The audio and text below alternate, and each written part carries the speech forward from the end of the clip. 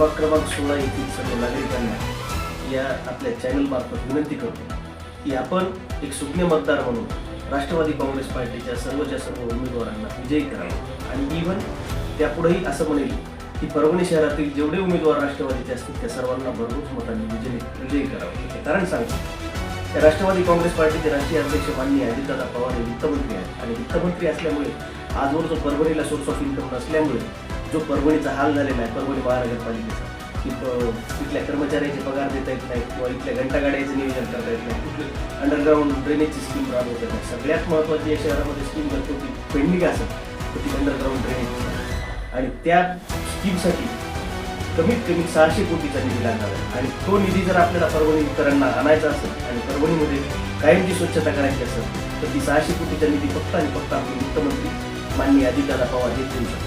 आणि माझं मत असं आहे की 8 वर्ष झाली की आपले निवडणुका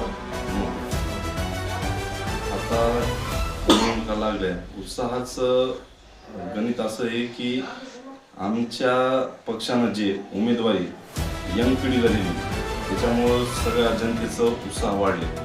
दुसरी गोष्ट अशी आहे की लोक एकाच जेवणानं कंटाळले दरवर्षी दरप्रमाणे आणि त्याला निवडून देऊन बी काही त्यांचे काही कामं होईना. आता जसं की आमचं रेल्वे गेट मागील एक 15 वर्षापासून लोक त्याच्यासाठी मेहनत करायलेत, अर्ज द्यायलेत, हे करायलेत. मी स्वतः तिथं रेल्वे रोको आंदोलन केलं होतं, पण आमची जेव्हा आम्ही सत्तात नव्हतो किंवा मी पक्षात नव्हतो तर त्याच्यावर कुणी जास्त ध्यान दिलं नाही. केसेस झाले, जे सत्तात होते त्यांनी त्याचं काही उठाव घेतला नाही.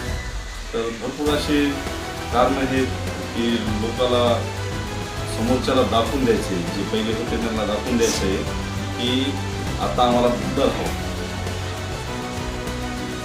रस्त्याचे कामं आरोग्याचं झालं भरपूर लोकाला प्रतापभैयाच्या मार्गदर्शनाखाली भरपूर लोकाला भयानक फंड दिलेले आहे. आम्ही तसे तर इथं आमची सत्ता नसूनही आम्ही नगरसेवक नसूनही आमच्या सहकार्याने भरपूर रोड टाकले, नाल्या टाकल्या आणि अजून काही हे तर प्रतापभैया आमच्यासोबत आहेत. ते आम्हाला यशस्वी करायसाठी आम्हाला भरपूर फंड देतील. आम्ही रोड नाल्या करू.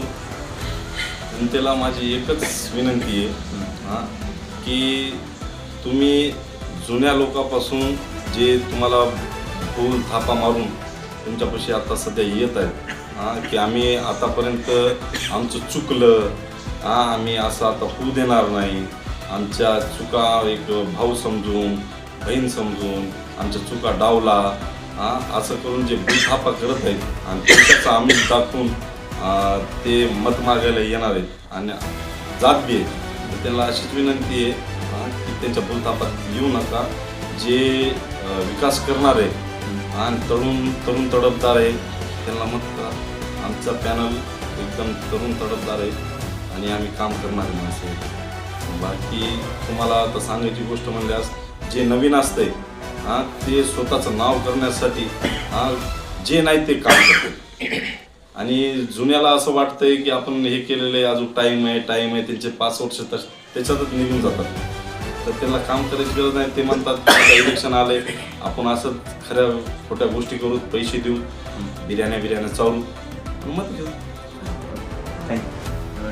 आप वार्ड क्रमांक 16 है हमारा कि पहला तो जो थे यहाँ पे उन्होंने कोई विकास नहीं कराया, लेकिन अब अभी इतना अच्छा है कि मौका कि अब खाली राष्ट्रवादी को हरिया तो आप संधि जो हम भी लोगों को से जो बात करें अभी कि हमको चुन के देने के बाद कि हम कुछ विकास करके बताएंगे.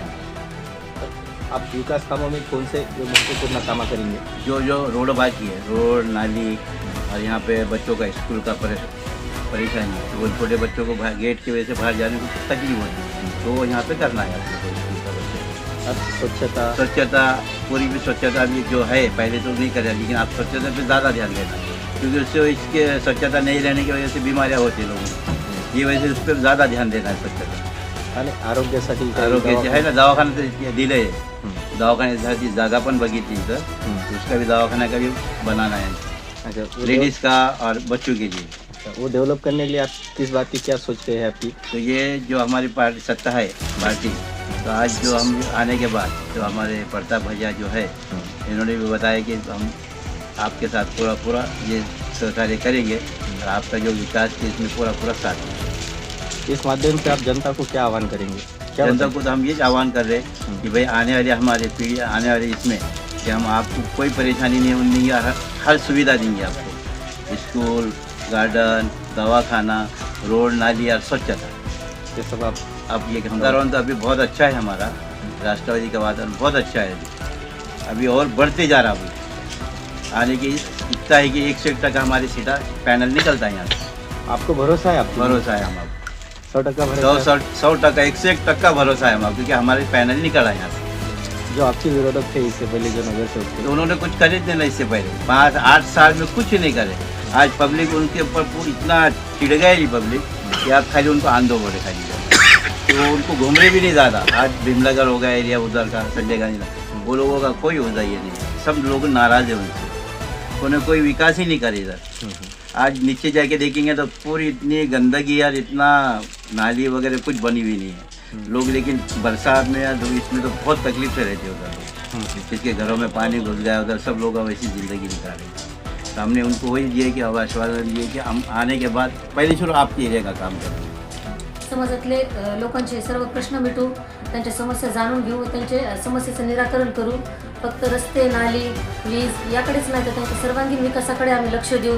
वृक्ष लागवड व इतर सोयीसुद्धा त्यांच्या आपण मागण्या पूर्ण मान्य करू. मला जे आहे ते दूर करून आम्ही स्वच्छतेच्या प्रश्नांकडे जास्त लक्ष देऊ आणि आरोग्यासाठी दवाखाना वगैरे आणि आरोग्यासाठी दवाखाने इतर गोष्टींची सुविधा पण त्यांना उपलब्ध करून देऊ.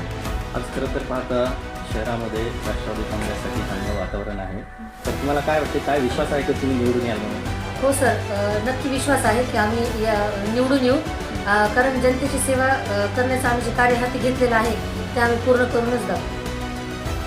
सर, माझं नाव सुस्नेहल अशोक गवर. मी वार्ड क्रमांक 16 या प्रभागातून निवडणूक लढवत आहे. एक मिनिट.